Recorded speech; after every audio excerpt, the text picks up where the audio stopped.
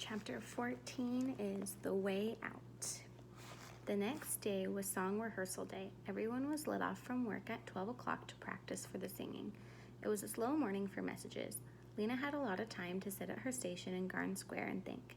She put her elbows on her knees, rested her chin in her hands, and stared down at the pavement in front of the bench, which was worn smooth by many feet that had passed there. She thought about the mayor down in his room full of plunder, gorging on peaches and asparagus and wrapping his huge body in elegant new clothes. She thought of his great stack of light bulbs and shook her head in bewilderment. What was he thinking? If he still had light bulbs when everyone else in Ember had run out, would he enjoy sitting in his lit room while the rest of the city drowned in darkness? And when the power finally ran out for good, all his light bulbs would be useless. Possessions couldn't save him. How could he have forgotten that? He must be thinking the same way as Looper. Everything was hopeless anyhow, so he'd live it up while he could. She leaned back against the bench, stretched her legs out, and took a long breath. Very soon the guards would storm into the secret room and seize the mayor as he sat stuffing himself on stolen goodies. Maybe they already had. Maybe today the stunning news would come. Mayor arrested, stealing from citizens. Maybe they'd announce at the singing so everyone could hear it. No one came with any messages to be delivered, so after a while Lena left her station and found a step to sit on an alley off Caluce Street. She pulled back her hair and braided it to keep it from sliding around. Then she took from her pocket the copy of the instructions she'd made just after she sent her note to the mayor. She unfolded it and began to study it. This is what she was doing when, a little before 12 o'clock, she looked up to see Dune running toward her. He must have come straight from the pipeworks. He had a big damp patch of water on one leg of his pants. He spoke in an excited rush. "I've been looking all over for you," he said. "I found it." "Found what?" "The E. At least it looks like an E. It must be an E. Though you wouldn't know if you weren't looking for it." "You mean the rock marked with an E in the pipeworks?"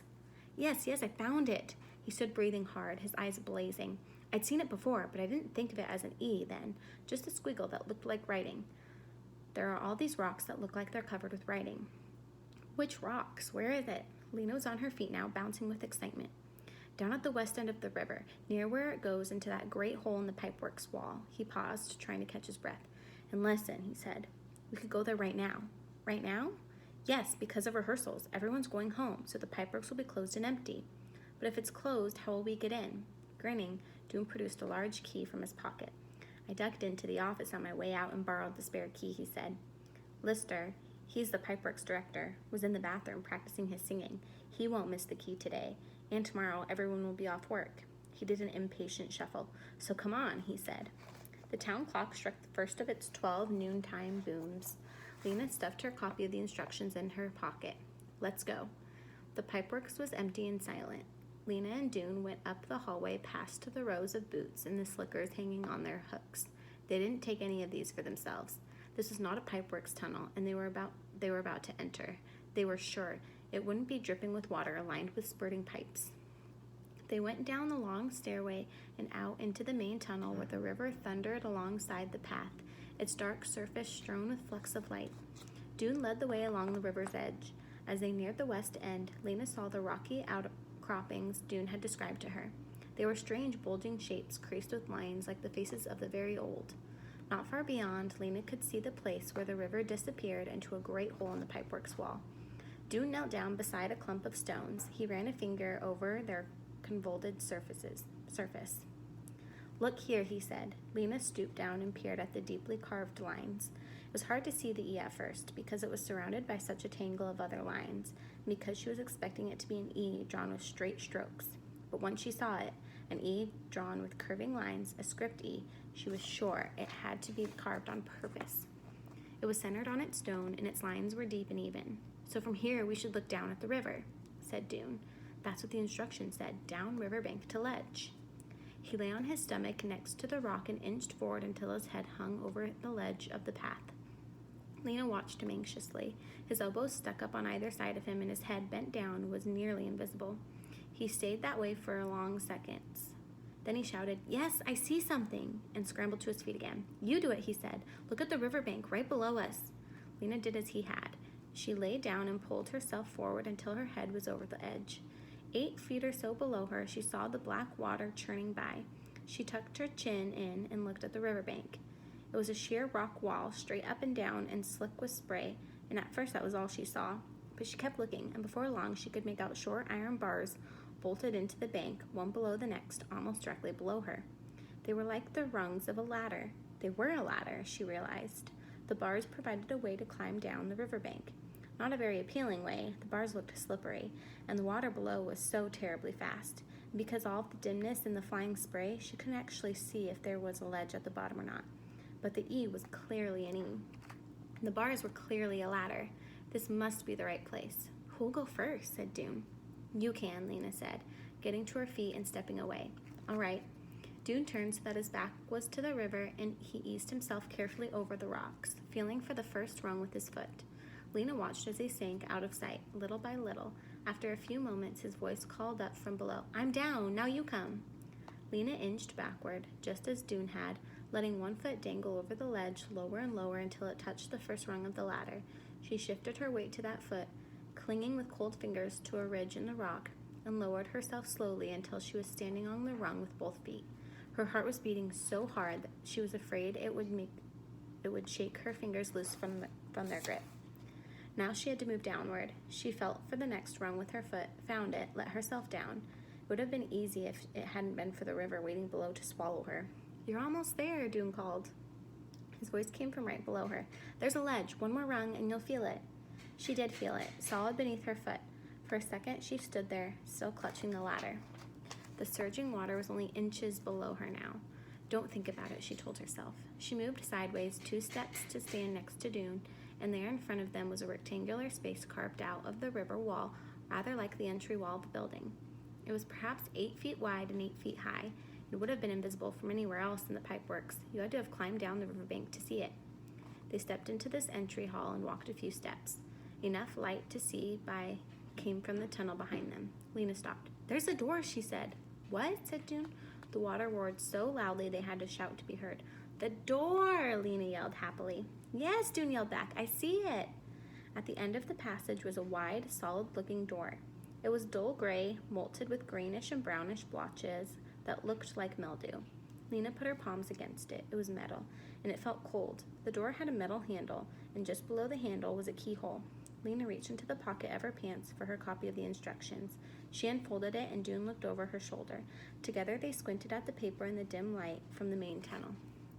This is the part right here, she said, pointing. 8 down Erverb ink, 2 edge app 8 low, axe to the wat r, fine door of bow, cur, key, hind small steel pan, the right, rem, e, open dough. Lena ran her finger along the line, number 3. This must say something something down riverbank to ledge approximately 8 feet below. That's what we've just done. Then 4 is something about backs to the water, fine door, something. And then key, hind, that must be key behind. And then there's a small steel pan. Do you see a small steel pan? Dune was still studying the paper. It says right. We should look to the right of the door. And quite easily they found it. It wasn't a pan at all, but a small square of steel embedded into the wall. A steel panel, said Lena. She ran her fingers across it and felt a dent at one side. When she pressed there, the panel sprung open easily and silently, as if it were glad to have been finally found. Inside, a silver key was hanging on a hook. Lena reached for it and then drew her hand back. Shall I do it, she said, or shall you? You do it, said Dune. So she took the key from its hook and put it in the keyhole. She turned it and felt a click. She grasped the door handle and pushed, but nothing happened. She pushed harder. It won't budge, she said. Maybe it opens outward, said Dune. Lena pulled. The door still didn't move. It has to open, she said. We unlocked it. She pulled and pushed and hauled on the handle, and the door moved, not inward or outward, but sideways. Oh, this is how it goes, cried Lena. She pulled the handle to the left, and with a deep, rasping sound, the door slid away into a slot in the wall. Behind it was a space of utter darkness. They stared. Lena had expected to see something when the door opened. She had thought there would be a light behind it, and a path or road. Shall we go in? Said Lena. Dune nodded. Lena stepped across the threshold. The air had a dank, stuffy smell. She turned to the right and put her hand against the wall. It was smooth and flat. The floor, too, was smooth. There might be a light switch, she said. She patted the wall just inside the door from the floor to as high as she could reach, but found nothing. Dune turned left and felt on the other side with the same result. Nothing, he said. Very slowly, keeping a hand to the wall and tapping the floor cautiously with their feet before every step, Dune and Lena made their way in opposite directions. Each of them soon came to a corner and turned again. Now they were going deeper into the dark. They both had the same thought. Is the way out of Ember a long, dark tunnel? Must we go mile after mile in absolute darkness? But suddenly Lena gave a yelp of surprise. Something's here on the floor, she said. Her foot had banged against a hard object. She knelt down and touched it cautiously with her hands. It was a metal cube about a foot square. It's a box, I think. 2 boxes, she added as she explored further. Dune took a step toward her in the darkness, and his knees banged into a hard edge. There's something else here, too, he said. Not a box. He ran his hands along it. It's big and has a curved edge. The boxes are small enough to lift, said Lena. Let's take them out where it's lighter and see what they are. Come and help. Dune made his way to Lena and picked up one of the boxes. They walked back through the door and set the box down a few feet from the river's edge. They were made of dark green metal and had gray metal handles on top and a kind of latch on the side. The latches opened easily. Lena and Dune raised the hinged lids and looked inside. What they saw puzzled and disappointed them. Lena's box was full of smooth white rods, each about 10 inches long. At the end of each one, a little bit of string poked out. In Dune's box were dozens of small packets wrapped in a slippery material. He opened one and found a lot of short wooden sticks, each with a blue blob on the end. Both boxes had a label on the inside of the lid. The label on Lena's box said candles. The label on Dune said matches, and under it was a white, inch-wide strip of some kind of rough, pebbly material. What does candles mean? Lena said, puzzled. She took out one of the white rods. It felt slick, almost greasy. And what does matches mean? Said Dune. Matches what? He took one of the small sticks from its packet. The blue stuff on the end was not wood. Could it be something to write with, like a pencil? Maybe it writes blue? But what's the point of a whole box of tiny pencils? Asked Lena. I don't understand. Dune frowned at the little blue-tipped stick. I don't see what else it could be, he said finally. I'll try writing something with it. On what?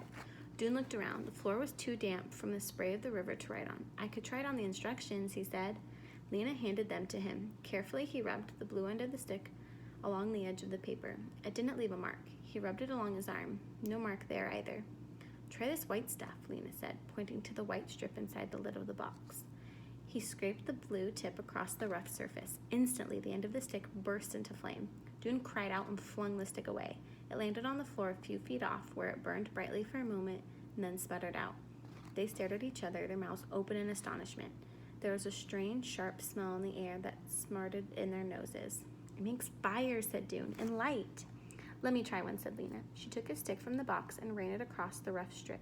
It blazed up fiercely, but she managed to hold on to it for a moment. Then she felt the heat on her fingers and let go, and the flaming stick dropped over the ledge and into the river. Fire sticks, said Dune. Are they what saves Ember? I don't see how they could be, said Lena. They're so small, they go out too fast. She shivered. This was not turning out the way she thought it would. She held up one more of the white things. Anyway, what are these for? Dune shook his head in bewilderment. Maybe a candle is a kind of handle, he said. Maybe you tie the stick on with the string and then you can hold it longer while it burns. It would still go out just as fast, Lena said. Yes, said Dune, but it's all I can think of. Let's try it. With a great deal of effort, they looped the string of a rod around one of the sticks. Lena held the rod while Dune scraped the blue tip into the flame. They watched the stick flare brightly, making shadows jump up behind them. The wood turned black, and the charred fire stick crumbled and dropped to the ground. But the light didn't go out.